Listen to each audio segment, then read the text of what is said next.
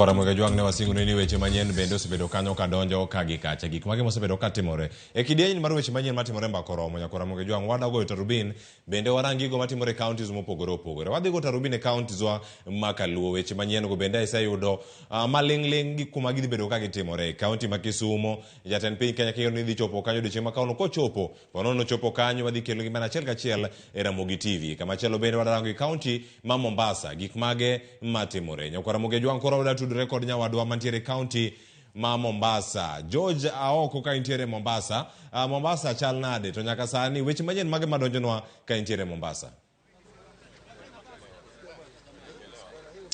Ero kamana hinya Cleopas Luo chawinji maber kowuok e kaunti ma Mombasa kuma gimoneno kadhi nyime ni seche gi modong' mana juma achiel kende to dhano dhi e yiero waneno ka riwruoge mopogore opogore wuok mar temo nyayo kwe kata lando wach nyayo kwe e kaunti ma Mombasa kaendi kama antiere ni kawuono antiere e alap ma Mangina Waterfront kuma joriemb boda manie kaunti ma Mombasa kaendi kawuono bage romo ka gikone gichako wuodhgi kaendi ayanga to en mana wuoth mana mar lando kwe e Mombasa mangima gikone gine moko kuom jogo mabiro ketie ong'ala mokwongo mar temo loso gi jopiny kata kawo jopiny ka gitere kuonde gombulu to giduoko mier omiyo gikoni en muhimu sana mondo mi giland wach kwe kama antiere gimoko kuomgi kendo adwa mana wuoye kod ginyisa ni to ang'o miyo giamua mar timo chenro makama to lengo margi en ang'o wachaka kodi chakna gi nyinga tinyisa ni ang'o miyo uamua timo campaign mar yalo kwe kawuono nyinga Samuel Ogutu jakom boda county Mombasa kawuono wachokre kae boda Mombasa wan gi road show malando kwe kwa dhi yero ma tarehe 9 ang'o miyo uamua mar lando kwe county Mombasa kawuono uamua lando kwe nikech jomoko wacho ni county ni en hotspot county ni hotspot kwa tulanya ok bang' yiero wan ka boda mani county ni kona te koro wajiunga wawuoth walando kwe kikundi mora ma jipanga ama wanasiasa majipanga madwa kelo tule kae wakwero kabisa tuang'en wadhi bedo kod kwe lakini kawuono walorore kama na nyawde ng'at machielo ka chakna chaka gi nyingi tinyisa ni nyaka sani ineno ka weche mag yiero kata ikruok ne yiero chal nade e county ma Mombasa ka iluonga ni Josephat Duora Gwenge ane jagoro maduong' mar boda e Mombasa ka kawuono waamua ni wadoni mondo waland kwe kendo ikruok mag yiero waneno ka dhi mbele nyocha chien ka nyoche waneno ka gima weche moko mag koko dwa betie to waneno ka jotend IBC to gi jotelo ma nono weche mag manyalo ketho kwe nyo biro pamoja manya waneno ka gibedo pamoja koro miyo wan bende ka boda wawuok oko mondo mi wabek sure ni walando kwe nikech wan mwatinga abiria kadhi e kituo kendo kwaduoko dala wadoni waland kwe manyaka yiero timre gi kwe wayud jotelo manyasaye moyiero ka wabende wachangia pamoja kinde mokalo waneno ga kiwacho ni joboda bende samoro osebedi kitiyo godo akiani un kaka joboda ipanga nade e yiero ma biro ni one code structure kendo members waduto te gin registered kendo wajipanga ni wang'eyo kila member kantiere ng'at moro ma inyalo bitigo e yo moro mar uhalifu to wabiro make sure ni wang'eyo ni en ng'a to owuok e kona mane bende wan kod jowa manie e gwenge manyiso ni kantiere refusal moro mar wantie to gilayas gi head office kama wantiere mondo mi wach moro manyalo ketho kwe wa make sure ni wareso kapok kwe okethore kama na nyawde ng'at mogi kaende chakna chaka gi nyingi to ito ote mari ne joriemb boda wetegi en mane e seche gi makoro watimo yiero ane luonga Charles Oduor kan security mar Mombasa County boda Association gima akwayo oganda magwa man Mombasa duto ni mondo wabedie guto ratibu kati mar yiero ni nikech watemo yalo kendo watemo nyiso gi kuonde magintiere ni wabed peace bwana siasa kipogwa gin jok makalo to gidhiyo to wan wabro dong ka Kenya nitie kan go pile nikech kuom gin wasedak kod jo Mombasa kapok waneno tuleyo yote to wanenga kwa na siasa kochopo ya dwa vuruga kiliwa koro wan gima nanyalo wacho ni jo oganda magwa duto manyalo winja ni wana siasa en gima biro to kalo to wan wabro dong mana ka koro kikinya wadu nikech mwana siasa kikinya wadu nikech mi ariyo bel koro nya wadu kingen chieng' yiero kura ni en siri ni mana kakiwinjo janeno mar Ramogi TV en ni mago joriemb boda manie kaunti ma Mombasa kae ka ginyiso moko kuom chenro ma gintiere godo to chutho mano mar yalo kwe kaunti ma Mombasa e sechegi makoro dong' mana juma achiel kende to dhano timo yiero George Aoko, Ramogi TV, Mombasa. Rokamana enya mano Georgia oko kani Mombasa. Georgia wadugo iri kanyo mondi kono ni chenro mage bende mantiere kanyo. Ng'anyo odiochieng' ma kawuono gin mage to kata kamano nyakura monge jwang' mane thuolo ma wantiere gokinyi ma kawuono to kata kapok wakao kata yueyo Joyce iwinjo kaka oganda mopogore opogore osebedo ka yalo mana kwe en kwe mosebedo ka iyalo are juma mokalo nitie jodine mopogore opogore mabago alam noneno county ma Siaya sub county ma Bondo bende nitiere alam ma kamano pa nyalo bedo mane kwe ma ji yala e kinde ma wantiegi kalore ni sani koro dong mana ndalo 7 kende to jo Kenya dhi yueyo migepe mopogore opogore sani osewuok oko mar lando injili mar kwe kalore ni jo Kenya en gino ma siasa en gino mabiro to rumo to piny Kenya en gino mabiro bedo nyaka chieng' omiyo ber kilanda hinya wechego mag kwe gi sani mar mondo mi jo Kenya obed piny gi kwe kata tok yiero kinde mag yiero kata chieng'no mar lutombulu kod tok yiero tulo moro amora ok onego bed ni wuok kata tuche pacho ka omiyo lando injili no mar kwe en gino makare ahinya monego bed ni jotelo kata jo siasa mopogore opogore kete maino mar gi sani mar mondo mi yiero mar dwe mar 8 bed kod kwe maonge ng'ikruok moro amora.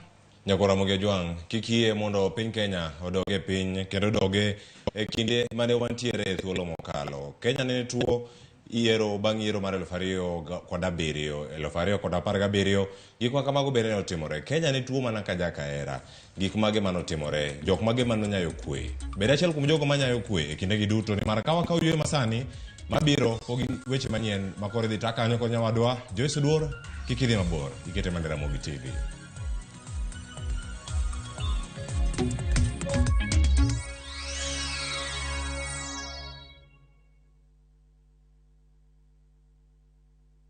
Nyumbani ndio kila kitu.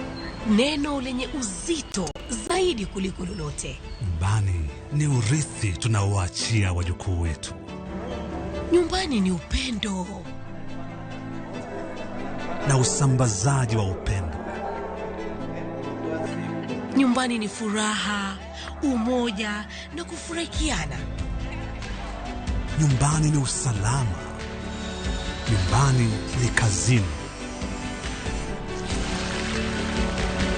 Na kazini ni nyumbani. Nyumbani kiu inamalizwa. Na kusaidiana kwa lolote lile. Inadhamini mafanikio yetu. Nyumbani ni nguvu yetu, ni furaha yetu, ni maisha yetu.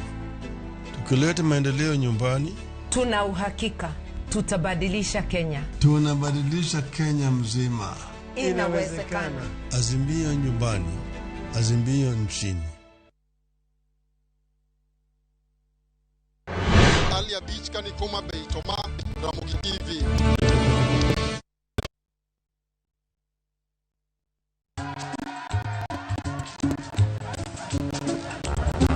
Ni aje, unajua juzi nilisikia kuna politician fulani alisema kitu controversial sana. Lakini si unajua vile watu saa zingine upenda kuongeza chumvi kwa story. Mimi nilikuwa nataka kujionea mwenyewe nisidanganywe. So, ngoja kiasi. Yes. Sasa mimi sikungoja kuambiwa. Nilipata the full story hapa kwa simu yangu kupitia app ya Citizen Digital. Hata wewe unaweza pata hii app pia. Unataka nikuoneshe? Stay informed on all the news and events as they happen across the country, the continent, and the world at large. Download Citizen Digital, Kenya's #1 news app.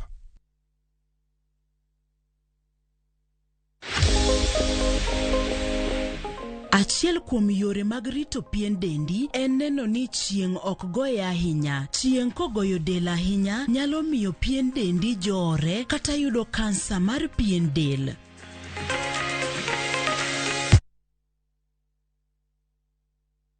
Collect fare kwa boda au matatu ukitumia ViewPay cashless na uqualify for bima ya 100,000 shillings pamoja na medical cover ya 20k na permanent disability cover ya 100k kwa 5 bob pekee. Dial *236# today to start using ViewPay cashless.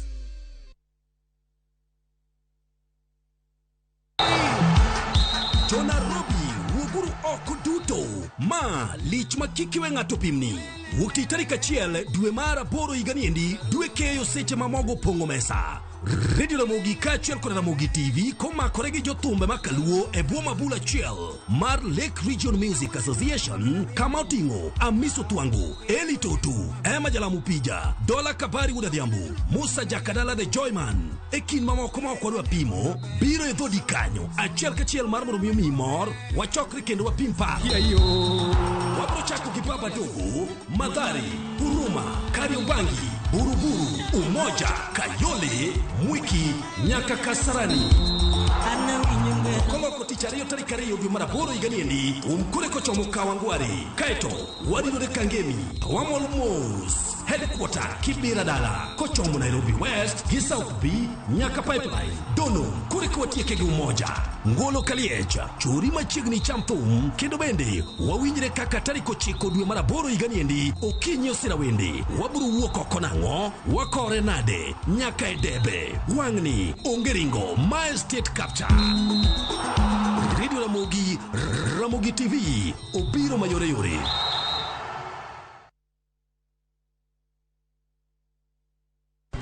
Hey boss. Ninakwambia kura yangu ndo maisha yangu. Nasema kura ni muhimu. Nakwambia this time kwanza lazima niruke mapema na niende nipige kura. Tuwekali tupate recognition. Mimi nitampa mapema niende kupiga kura. Lazima nipige kura. Get out and vote. Vote Azimio Blue. Vote Baba and Martha. Get out to vote. Vote Blue.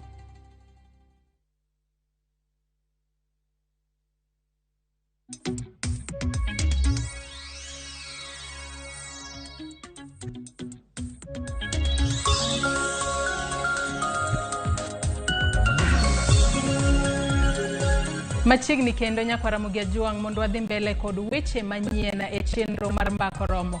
Weche mabende waluonu machiegni kendo reporters magwa ogoyo tacha e kor gwenge duto mapacho kae mar neno ni yudo weche manyien sama gitimore kamoramora mabende gitimore. Ka bende weche makamago biro ni achiel kachiel e yore waduto te mag tudruok mano moriwo nyaka Facebook kama wantiere live ka achiel kod YouTube kama bende wantiere live. Ka wadhi mbele kod weche manyien nyakwa Ramogi Ajuang en ni jatenda piny Kenya Uhuru Kenyatta limo kaunti ma Kisumu e limbe mar odiochienge 2. Ka bende geno ni obiro sidho projects kata chenro mopogore opogore mag dongruok mano e kaunti ma Kisumu e gino mabende nenore ni nyalo bedo limbe mare mogik mano kaka jatenda piny e kaunti no ma Kisumu. Nyakwa Ramogi Ajuang bende geno ni obiro limo kata obiro chopo kanyo e sub county ma Muhoroni kama obiro yao olalo mar Ndachareru mano Muhoroni ka achiel kod Oroba. Gie thuolo ni watudore achiel ka achiel kod jafwambo marwa mabende nitiere e kaunti ma Kisumu mano Millicent Adhiambo. Millicent Adhiambo ka intiere kaunti ma Kisumu inyalo mana nyiso ni jopiny kata jodak e kaunti ma Kisumu oikore yo machalo nade kod limbe kata motelo ne limbe mano mar jatend piny Kenya Uhuru Kenyatta e kaunti ma Kisumu odiochieng' ma kawuono. Millicent.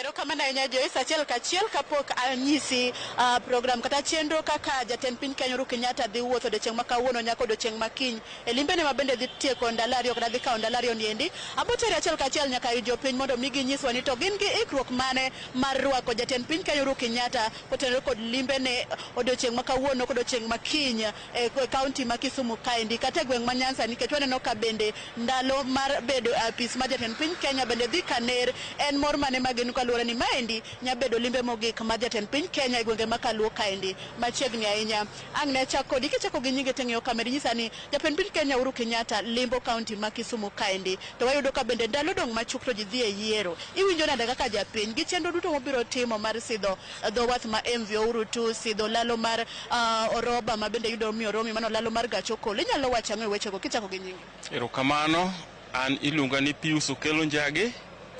Awuok Kisumu County kama wuok e wuon iluongo ni Canaan Estate Kanyakwar. Ka chako wuoye wach mar limbe mar ker marwa mwahero. Wach namba achiel maduong' madahero wacho kaka japiny kata kaka achiel kuom elders.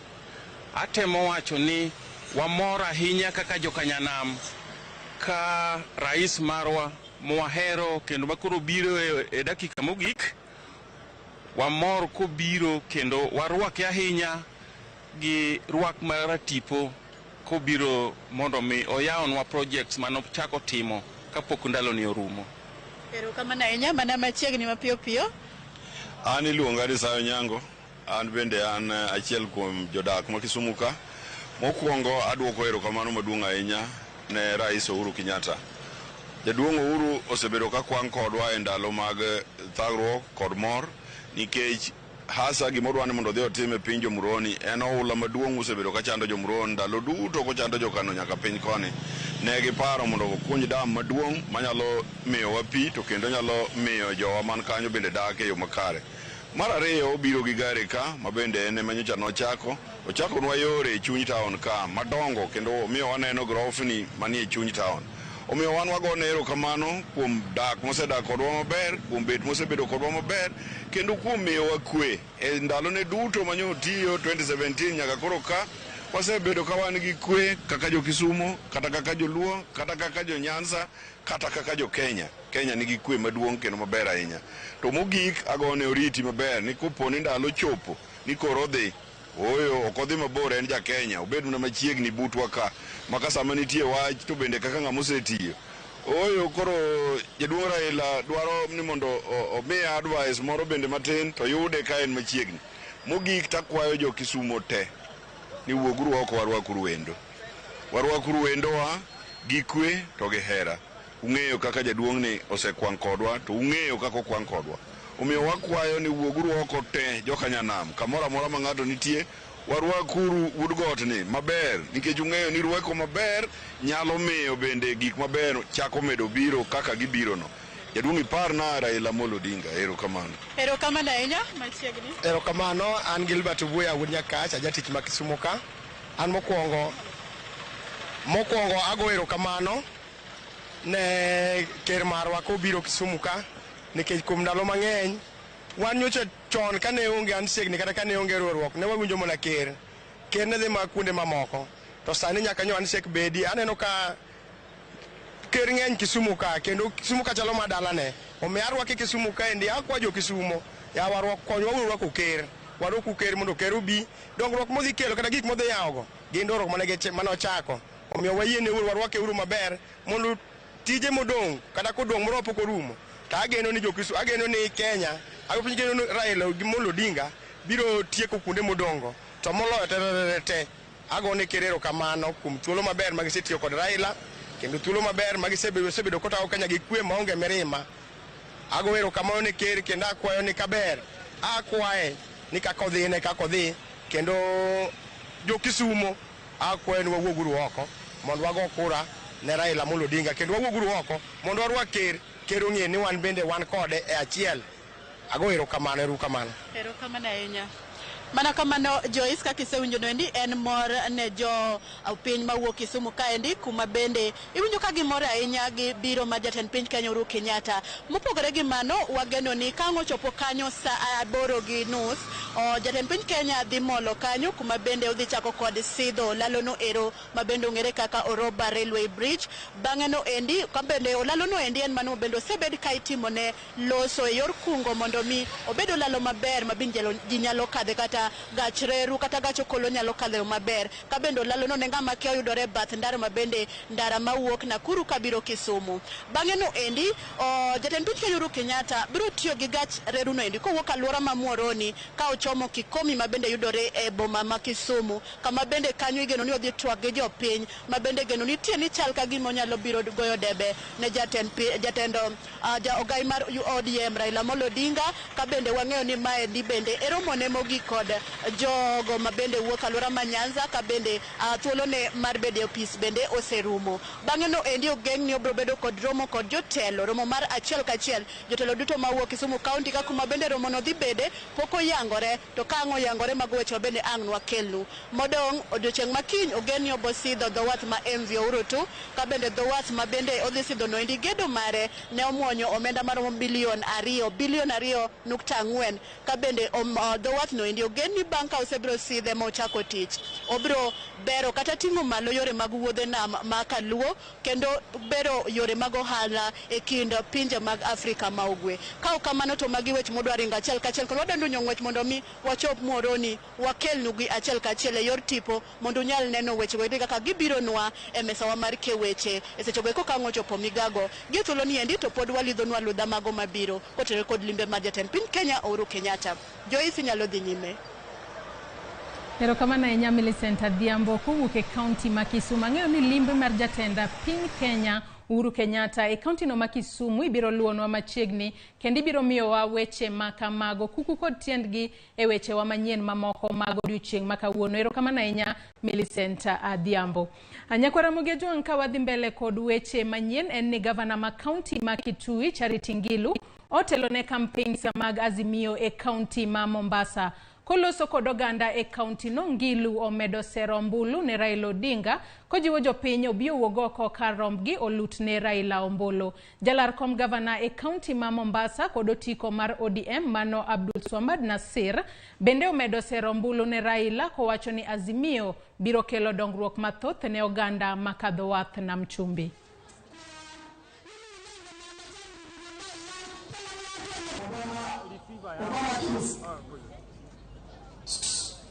Mmetukaribisha kama Wakamba, mmetukaribisha kama Wakamba. Azimio. You must go out there, door to door. Ukiingia kwa matatu, ukiingia nyumbani yako, ukipigia mzee chakula, ukisafisha watoto, yoyote ukifanya, ongea tu tafadhali, ongea Raila Amolo Odinga. Raila Amolo Odinga. Tukifanya namna hiyo atakuwa round moja tu. First round atakuwa already ako na 60%. There will be no procurement unless that money has been allocated. Kwa hivyo ikiwa unapatiwa biashara, pesa yako iko tayari katika account. Hatutaki pending bills iweze kuzidi. Pili, tutakaa chini na hao watu wote wenye kudai. Tukubaliane, tumerithi deni. Lakini lazima Mombasa pia endelee, si ndio? Kwa hivyo tutakubaliana na nyinyi wenye kudai. Njia tutawalipa mdogo mdogo, muhimu muwe mumelipwa pesa yenu ama namna gani? Lakini biashara yote mpya iwe treated afresh na iwe ni biashara ambayo watu wote wanalipwa during the due time that it is meant to be paid. Kowuok e kaunti no ma Mombasa waringo wadhi nyaka e kaunti ma Homa Bay kama obila ma Homa Bay timo nonro e wi monja ma jomaundu moko ne otimo e dala jachunga e kom od bura marangwe William Omburo Odaje mayangore ni omao omenda ma achinga maromo milion 1 kod simu mar min ode manengone romo 200,000. Jomaundugo ne omakore gi pistol ka monjno ne otim e dalane mani Kanyangondo manoko Willy sublocation e Irangwe. Githulo ni watudore achiel kachiel kod jafambo marwa mano Alia Bicha ka entiere e kaunti ma Homa Bay. Mondo lernwa matuta kotudore kod monja makamano. Alia Bicha ka entiere kaunti ma Homa Bay nyalo mana ngiswa ni monj makamano otimore kar sadi to bende obila osegoyo ndamo mane kaluore kod nonro machalo kamano. Alia Bicha. Erokamano Joyce ayudi makare ka obira achiel kachiel e log tich mar obila mantiere e boma ma Homa Bay kandi mana kaka wacho no endo obila sani koro dhi kod timo dhi nyime kod timo nonro margi kalore kod monj mane otim e dala jachung malaro kom od bura marangwe ma ok ochung kod otiko maduon bura moro amora kata independent candidate mano William Omburo. Mana kaka wacho ne joneno mag Ramogi TV ni monj makamano notimore otieno mapirugo nyoro kama jomaundu 4 mano manore kod bunde aila mar pistol ne otimo monj ka sade kotieno e dala ne mantiere gwenge ma Kowili kama ne giyudo ka jatelo ne onge pacho kendo report ma wango en ni ne pod en e chenro ma campaign mage ka odhi nyime kod manyo ombulu e sama koro yiero medo kayo niendi ema jomaundu 4 mano manore kod bunde aila mar pistol ne otimo monj e dala ne kendo yudo ka ni nitie joherane moko mane rite pare kanyo wendo ema ne gidonjo ode magi chiwo chik mondo jogo eko mane odno endo onind piny kendo kane gidonjo e bedroom mare to ne giyudo ka min ode nitie kaachiel kod nyathine mane gimiyo chik mondo onyisgi kuma jatelono ne nitiere mak mane kane giyudo ka jatelono onge to ne gikwayo min ode mondo omigi pesa machal ka gima ne ging'eyo ni muya mar pesa mane nitie ot kanyo endo ema kane min ode temo otamore matin to ne gipame kendo gimiye chik mondo onind piny kane gigolo ne bunde kaeto gi thuolono endo min ode ne osiemonegi bag ma iwacho ni nokete pesa kane giyudo bagno endo pesa mantie bagno kalore kod report maseyudo ir obila en ni ne nitie omenda maching maromo $1 million mar jatelono endo ma jomaundu gweki ne okawo kaeto bang' kane gisekawo bag mar pesa ni to ne gigolo chik mondo min ode omigi simbe mar ong'we yamo ma obila wacho ni sime mar iPhone ma nengone romo $200,000 bende jomaundu gweki ne okawo kaeto ka ne gisetimo kuma kama to ne giwuok kod pikipiki mane gin go ma gilal nyaka sani pok obila oluonda jomaundu gweki kendo $1 million mar jatelono mano kwal bende nyaka sani pok obila ong'eyo ni to pesa ni kama nade gisama owuoyo ni endi wantiere log tich mar obila mag okwach kich ma Homa Bay kaendi kama thuolo machuok ne waloso gi jatend obila mag okwach kich e kaunti ma Homa Bay kaendi Abed Kavo mano koni nyaka sani giseoro kweth mag jotim nonro mawuok migawo mar obila mag okwach kich maponi e dala jatelono endo mondo gikol matut ni to gin kit monj mane manotim to gin jogo eko mage manodhi monjo dalano endo nyaka sani onge achich moro amora ma osemaki kaluwore kod monj manotim manoweyo ka $1 million ma jatelono kwal kaachiel kod simu mar min ode maromo 200,000 ma bende jomaundu go eko ne olalgo.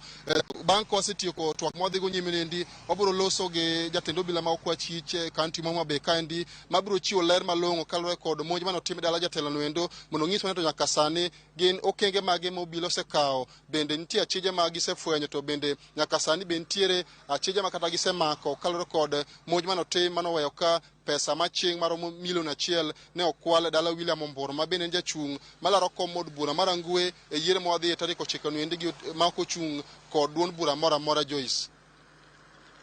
Erokamano ahinya Ali Abich kowuok e kaunti ma Homa Bay. Wach makamano lunwa machiegni ka wantiere kod geno ni jalno malaro komno mar Angwe biro yudo ratiro mare ka bende jomaundu makamago. Wantiere kod geno ni obila biro timonegi apedha makare kendo ibiro makgi. Erokamano ahinya Ali Abich. Weche makamago nyako Ramogi Tv biro yudo kuku kod tiendgi e weche manyien mamoko mag odiochieng' ma kawuono. Nyako Ramogi Tv gie thuolo ni yienwa mar mondo mi wakau yweyo matin ka bende moko kuomwa neno kosetudri kodwa e Facebook kacha kama wantiere live mana kaka asenyisi Steven oyando wacho neno aka intiere Kisii Town wacho ni Ramogi TV ler adua jicho mchanganyi bende wacho neno wa eyo makare Leonard Yongo benda neni kacha ka bende wacho ni irito makare limbe mar jatenda piny Kenya Uhuru Kenyatta e kaunti ma Kisumu. Nyako Ramogi Tv med oronwa pachi kata oteni moramora kotenore kod weche manyien mabende wakauni wakeloni gie thuoloni akawuoyo matin kaita biro duogo adhi mbele kod weche manyien kik idhi mabor.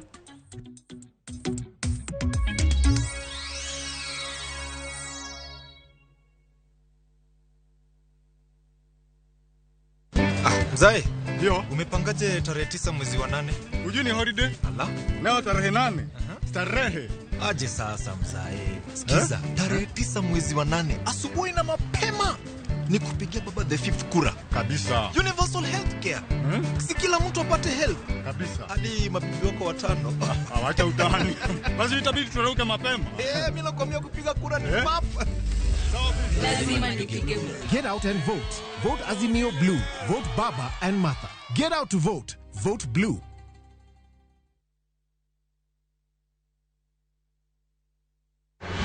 George Aoko, Kani Mombasa. Toma, Ramogi TV. Secret Technical and Vocational Training College for the Blind and Deaf en kar tiegruok moyiedhi kendo matiego jogo modak gi ng'ol kaachiel gi atamalo 30 mar jogo maonge ng'ol. Wachiwo tiegruok ne jopuonjre mag Afrika ma Ugwe gi madiere kendo walonye tiego jok man kod ng'ol mopogore opogore kaka ng'ol mar neno, winjo, joma winjo mos e kind mamoko. Ka idwaro yudo tiegruok, or kwayo ne kepo mar dwe mar 9 kata September 2022 kod January 2023 intake ne courses mag TVET mopogore opogore. Wachiwo tiegruok e rang'iny mar diploma, certificate and artisan mar Shiatu Japanese massage, Kenya Sign Language kod duoko ng'ato yo makare kata rehabilitation. Secret Technical and Vocational Training College for the Blind and Deaf, skills for life. Nyumbani ndio kila kitu. Neno lenye uzito zaidi kuliko lolote. Nyumbani ni urithi tunaowaachia wajukuu wetu. Nyumbani ni upendo na usambazaji wa upendo. Nyumbani ni furaha, umoja na kufurahikiana. Nyumbani ni usalama. Nyumbani ni kazini. Na kazini ni nyumbani. Nyumbani kiu inamalizwa. Na kusaidiana kwa lolote lile. Inadhamini mafanikio yetu. Nyumbani ni nguvu yetu, ni furaha yetu, ni maisha yetu. Tukileta maendeleo nyumbani, tuna uhakika tutabadilisha Kenya. Tunabadilisha Kenya mzima. Inawezekana. Azimio nyumbani, azimio nchini.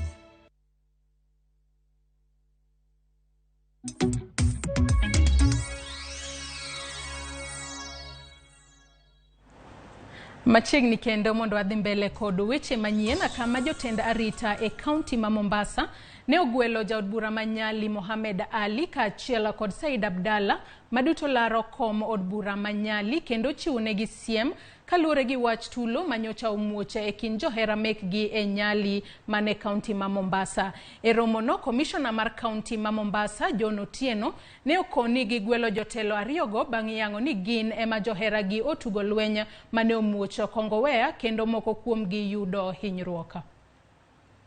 Jana tulideploy GSU, tunaenda kuongeza idadi ya GSU, tunaenda kudeploy the quick response team.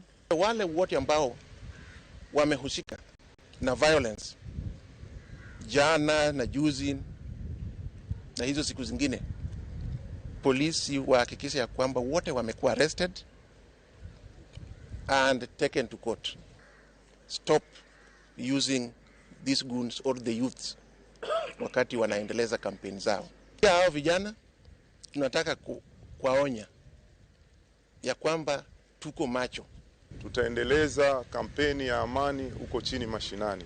Kwa hiyo tumekubaliana na yale yote ambayo yameongelewa hapa, kimsingi tumeyachukua na tutafanyia kazi sisi kama wagombea viti, nikiwa nawakilisha chama cha Orange Democratic Movement. Natumai baada ya leo, baada ya kufanya mkutano, natumai tutafika siku ya uchaguzi, tutapiga kura bila wasiwasi yote na mshindi atatangazwa bila shida yote na Kenya itasonga mbele. I want to urge the people of Mombasa County, the people of Nyali constituency to ensure that they are not used by politicians, to ensure that they attend the campaign rallies, leave the campaign rallies and go home peacefully, wait for August 9th, come out in large numbers, vote for their preferred candidates and wait IBC to announce and declare the winners.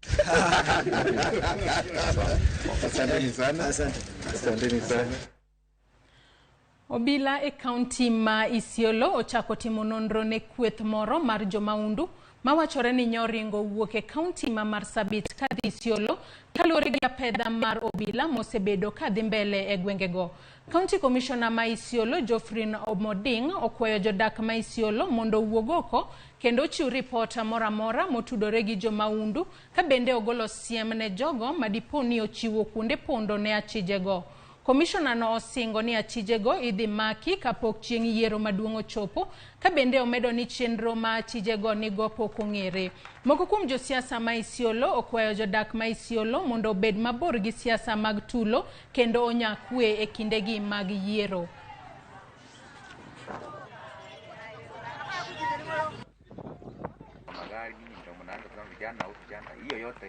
Hope yetu ya Isiolo ni nyinyi vijana, vile mmeshikana hivi, hii ndio tunataka sisi tuendelee. Mimi naomba nyinyi muwe askari sasa, mnashikana na mnajua ya kwamba Isiolo ni hotspot, imekuwa graded ni medium area ambayo inaweza kuwa na violence baada ya elections. Wale ambao wanaweka hiyo ni wale wanasiasa ambao hawataki kushindwa.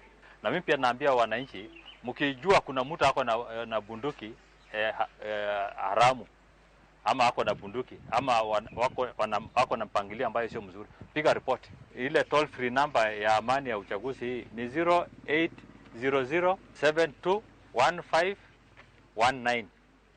Hii situation ambayo tuko nayo ya election, watu wanagawanyika na ukabila. Wengine wanasema wao ni Waborana wameshikana, wengine wanasema ni Wameru, na hatutaki hivyo. Sisi ni watu wa Isiolo, na kama watu wa Isiolo tunafaa kushikana, tukuje pamoja, tukuje na amani. Tumeamua kama kikundi ya Wabera Networking Initiative tupite huko kwa town, tupite huko kwa masub county, tukielezea watu what is the importance of peace na meaning ya maisha. Life is so precious na ni expensive, na ukipoteza hauwezi recover tena. Mtu akichukua bunduki auwe mtu, huyo ameenda kabisa, na hakuna damu ya black, ya white ama ya green. Damu ni damu, ikuwe ya Mbarana, ikuwe ya Mturukana, ikuwe ya Mmeru, ikuwe ya mtu yoyote, damu ni damu. Jopiny madhowath ma Uhanya e kaunti ma Siaya pod isundo obila ma Kenya mondo oneni jolupo 40 mag Kenya manyo maki kendo geng'negi gi obila e piny Uganda owe thuolo. Jolupo go yangore ni nyomaki e chula ma Mageta ka gin e chenro mag lupo kendo ne ochwalgi nyaka e boma ma Kampala e pinyno ma Uganda. Jakom dhowath ma Uhanya Peter Ogutu nyoriko selero ni obila go mag Uganda ne ondhiyo koda ka yiedhi kod Kilua kendo koro geng'negi e chula ma Sikulu mani Uganda. Jopiny dhowath ma Uhanya ne obago ng'anyo ka dwaro ni we jolupo go thuolo kendo jiwnegi arita kwe.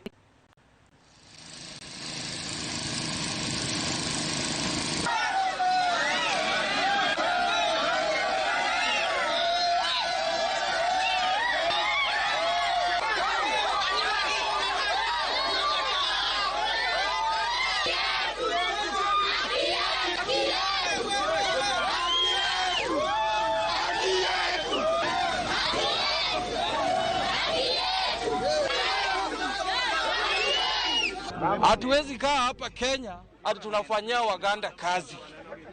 Sisi tunaomba serikali yetu, Mheshimiwa Uhuru Muigai Kenyatta and his minister Fred Matiang'i, wajilinde watu wa Kenya. Wachunguze, waangalie watu wa Kenya pia ni binadamu kama wengine. Na watu wa Uganda wajue hiyo Lake Victoria si ya Uganda peke yake. Hata sisi ambao tuko hapa Kenya, tuko na rivers ambazo zinaingiza maji kwa Uganda. Tuko na haki kufanya kazi kwa hiyo Lake Victoria. The other day they arrested 10 boats from Uhanya Beach with 40 people, 40 crews. And they took only a night to transfer our men to Uganda mainland. Our people are now in Kampala. They are suffering there. We have talked to them in the morning. They have not eaten for 3 days. So we are asking the government, President Uhuru Kibaki, President Kenyatta. We are requesting President Uhuru Kenyatta. We are requesting Mr. Matiang'i. We are requesting Kibichu for them to get into this matter before it gets worse. Tumepiga simu, tumetafuta wajamaa. Leo tulipata ripoti kwamba wamewekwa kwa nyumba ingine, wanataka kupelekwa kuchimba mtaro ya kupeleka fuel huko Uganda kutoka Tanzania. Hiyo ndio sababu wanakuja wanachukua watu yetu wanapeleka Uganda waende wafanye kazi. Tunaomba wa serikali yetu ya Kenya, tafadhali, imebaki dakika kidogo, siku kidogo tuende kwa election. Hiyo pia ni kura nyingi. Kura 40 inalala sehemu za Uganda. Ninaongea niko na uchungu. Tunataka Raila penye yako. Angalia mabwana zetu wenye wako Uganda. Na hizo tayari ni kura. Tunapoteza kura na tunauma na tuko na uchungu. Mtusaidie serikali, mko wapi, mnalala wapi? Wantiere kod geno ni sirikal ma pacho kae biro reso jolupo go mabende omaki e pinyno ma Uganda. Ka wadhi mbele en ni luoro okwako gwenge mabondeni e kar chungo bura ma Saboti e kaunti ma Trans Nzoia. tok jodak kono monjo kendo ketho mwandu mathoth e puothe kata e puodho moro nikech ywaruok ewi kar luoko dhoka. Mwandu ma nengone deromo milion 2 okethore e monj makamano manotim kod jodaka magweng'no mapoko maki. Monj makamano okelo luoro mathoth e kind oganda dhoudi 2 manie kaunti no, ahinya to sani ma oganda dhi e yiero. Kaluore kod wuon puodho no, Jose Wafula, sani koro gidak gi luoro ka koro gikwayo sirikal odonje wachno mondo konygi. Ruoth magweng'no Pius Sabayo okwero jodak makono mondo kik kaw chike lwetgi, kowacho ni obila timo nonro margi kar luoko dhogno osekelo ywaruok mapek e kind oganda ma kaunti no kod wuon puodho makamano.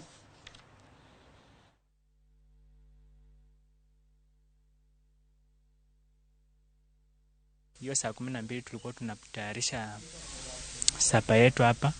Nilikuwa mimi, mwenzangu Joseph na manager mwenyewe. Alafu tulipokuwa tunaendelea kutayarisha hiyo sapa yetu, tukasikia ndugu yetu mmoja anakuja, tunafanyanga hapa naye kazi, anaitwa Kibe. Akatuambia kimeumana. Nikiwa kwangu nipikiwa tu simu ya nisikia tu atibu imepomolewa na si kuchua ni nini.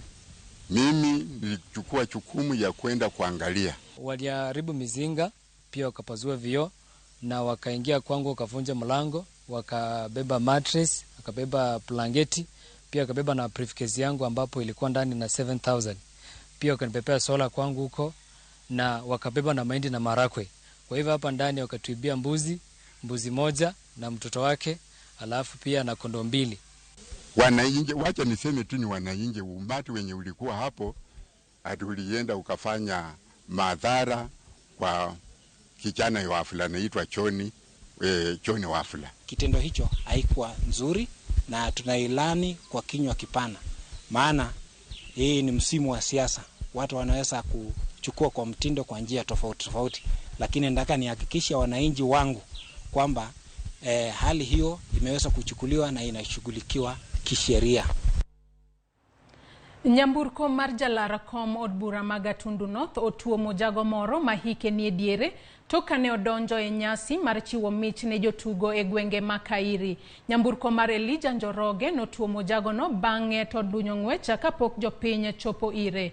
Jopiny mane ni kod ich wang' mokalo kawero wende makwedo jatelo no nowacho ni ma ok en thuolo mokwongo ma nyamburko no nogweyo ng'ato, kagimedo ni koro en masira mar 3 duto moseweyo hinyruok ne jodak makono. Jodak magweng'no nowacho ni jago no bende osebedo katimo campaigns mag tulo, kendo ni osebedo kokelo tungni e alworano ka bende omonjo campaigns mitimo gi jogo magilerogo.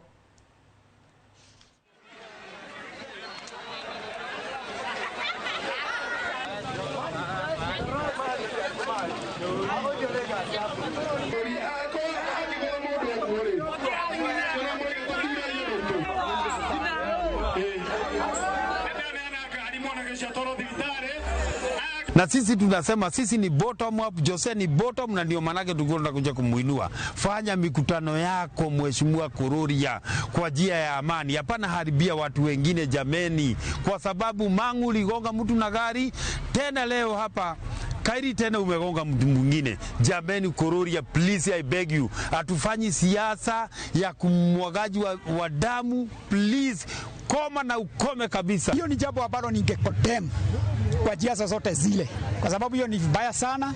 Hata kama ni wakati wa kampeni, watu wafaa wakifanya kampeni kwa njia ya amani, kwa njia isiyo ya fujo, na sababu baada ya tarehe 9 ikifika tarehe 10 maisha itaendelea. Kwa hivyo tusiwe na tukigongana, tusiana matusi, kwa sababu baada ya tarehe 9 tutakuwa watu wa Gatundu North, watu wa Chania.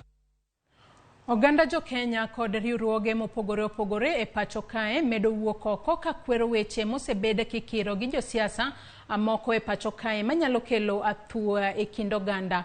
Oganda jo Kenya bende imedo kwa mondo kik yie ti kodgi marach e yor siasa. Lydia Okeyo gi ler mathoth.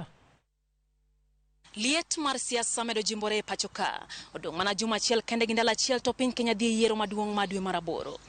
Moko kuom josiasa mamene koro wuoko mar seyo mokalo wechego mikiro gi jotelo moko ka bende koro gikwa jo Kenya oneni kuyo bedi ndalogo mag campaigns, ndalogo mag yiero kata mana bang' yiero ma pachoka. We are Ushindi Women.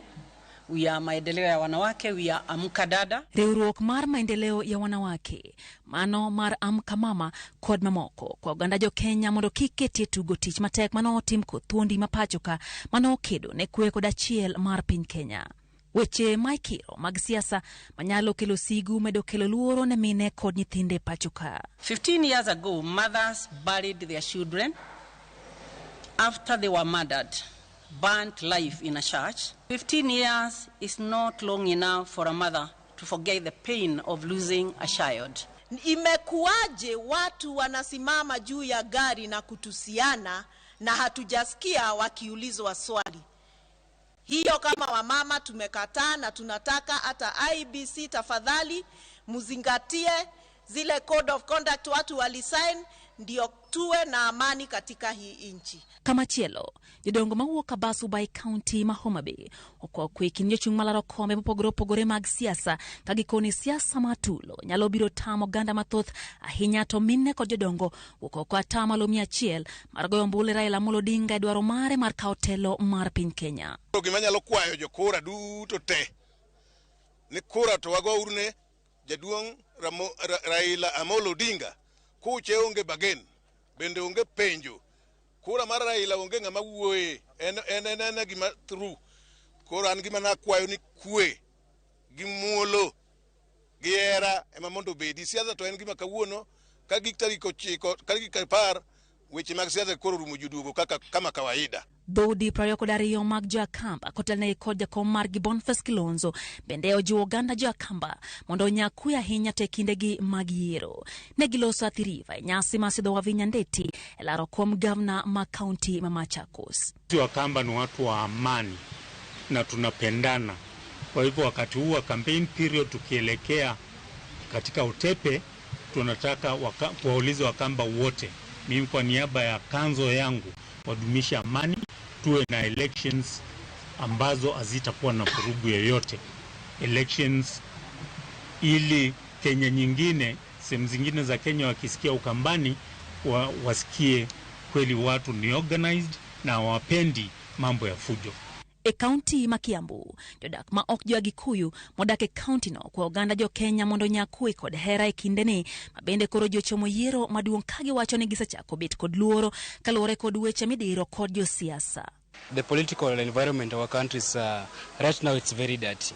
The kind of exchange from the top leaders in our country, it's really calling for violence. And we may call for a peaceful campaign election whereby each and every individual should be part and parcel of that, and we should not call for we should not utter such kind of words that may result to violence. Ote maduong' koro en mananyao kwe pachoka, seche makoro yiero maduong' okayo machiegni. Wamed mananyayo kwe kindegi mabende odonga manandalo abiriyo kende to jo Kenya dhi debe. Nyakora Ramogi Tv gi reporter mar Lydia Okeyo no emwachopo godo e giko weche manyiena okinyi makawuono. Kata kamano podi nitiere weche mathoth mabende waluono odiochieng' makawuono mago moriwo wechego mag siasa. Jo siasa podi dhi mbele kod timo kisera margi mar ombulu e kor gwenge duto mapachoka. Mago jo siasa mag Azimio kaachiel kod mago mag Kenya Kwanza. Waluono weche makamago machiegni kaachiel kod weche mamoko, wechego mag thieth, wechego mag somo duto ibiro yudo e wechewa manyien mamoko mag odiochieng' makawuono. Nyakora Ramogi Tv elo nyawadwa Sharon Ong'ao kaachiel kod Cleophas Oluocha kod jogo duto mabende oneno ni chenro ni obiro ni yo makare, mano moriwo director marwa mano Lindsay Simani, producer marwa, jogo picha duto te kaachiel kod Jomak Duola. Wakwayo ni mar mondo mi ibeda kod odiochieng' maber. Oriti masani nyinga Joyce Oduor.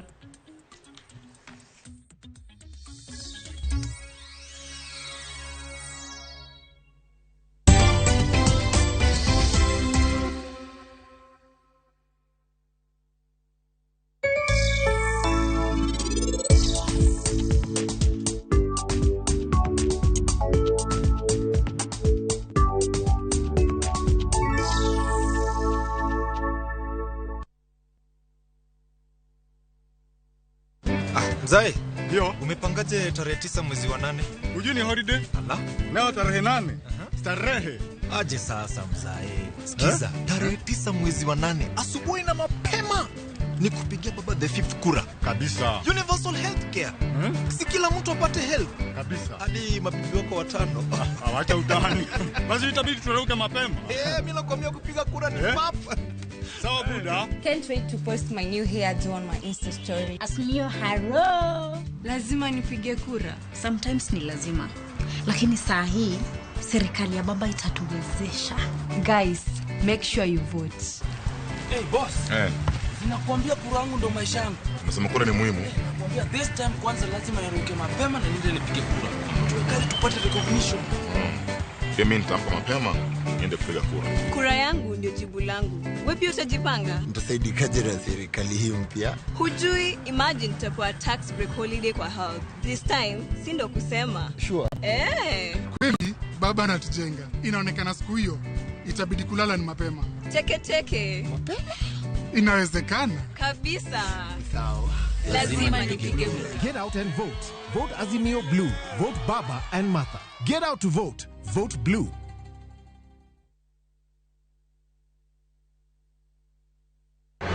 George Juma, Kani Migori, Ramogi TV.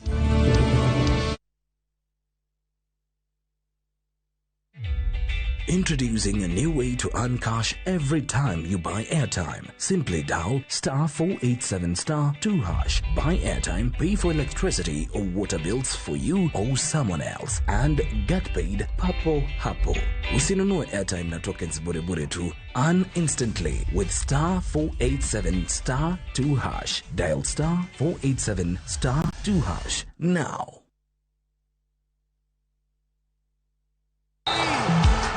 Tonarobi, Wuguru Okuduto, Lich Makiki Wengato Pimni. Wukti tarika chiel, due mara boro iganiendi, due keyo seche mamogo pongo mesa. Radio Ramogi Kachel kona Ramogi TV, koma koregi jotumbe makaluo, ebuo mabula chiel. Mar Lake Region Music Association, Kamautingo, Amiso Tuangu, Eli Totu, Emma Jalamupija, Dola Kabari Udadiambu, Musa Jakadala the Joyman, Ekin mamoko kwa pimo, Biro Ethodi Kanyo, Achel Kachiel Marmoro Mimor, Wachokri Kendo Wapimpa. Waprochako Kipapa Dogo, Madari, Huruma, Kariobangi, Buruburu, Umoja, Kayole, Mwiki, Nyaka Kasarani. Koloko tichario tarikario Dumaraboro Iganieni, Umkure Kochomuka Wangwari, Kaito, Wadinode Kangemi, Wamolmos, Headquarter, Kibira Dala, Kochomu Nairobi West, South B, Nyaka Pipeline, Dono, Kurikoti Kege Umoja, Ngolo Kaliecha, Churima Chigni Champum, Kedobende, Wawinjire